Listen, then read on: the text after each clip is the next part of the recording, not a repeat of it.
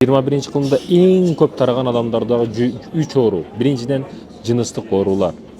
Жыныстык оорулар бүгүн заман өнүктү, технология өнүктү, дары-дармектин түрү менен чыгып калды, жакшы болуп калды деп ойлошуңуз мүмкүн. Бирок оорулар дагы күн сайын жаңыланып атат, жашарып атат да мекендештерим. Ошондуктан айтарым, жыныстык маселелерде өтө этият бол. Өтө этият бол. Бирөөнүн конфетин жештен зеригесиң, эринесиң, кээде жиркенесиң.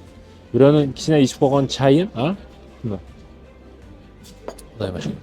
Чайын, артында калган чайын ичкенге хазар кыласың, жиркенесиң. Бирөөнүн тиштеп мороженое ме деп жеп койсо, койчу, жебейм дейсиң туурабы?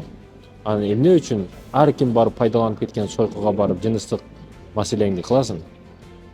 Демек, кенен ойлонгонду бил. Жыныстык оорулар өтө көбөйүп атат, этият бол. Ал эми экинчи эң көп оору бүгүн жеш маселеси. Адамдар аябай калды, өзүн аябай калды дегени бул деген. Адалбы, арамбы, кытайскийби, российскийби, химикатпы айырмасы жок. Ширин болсо эптеп.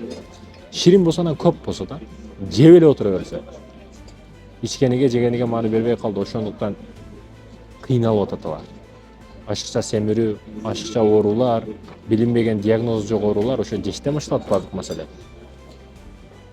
Зына кылам деген адам дагы биринчи курсагын тойгозуп алып зына кылат. Демек, кенен түшүнүк ушул жакта. Ал эми үчүнчүдөн эң көп таанымал болуп таралып аткан оору, үчүнчүдөн тынчсыздануу, стресс, депрессия 21-кылымдын прям пик даражага чыкты.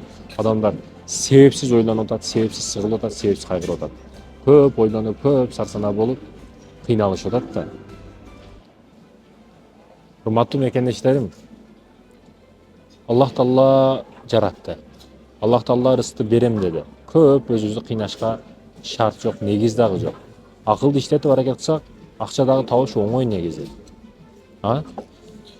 Ошондуктан бул үч маселеде ойлонушубуз керек, ойгонушубуз керек, орунду өзүбүздөн алыс кылышыбыз керек. Бир нерсе болушу анык болсо, билесиң ал болот. Ага неге ойлоносуң? Неге кыжалат болосуң? Бир нерсе болбойт.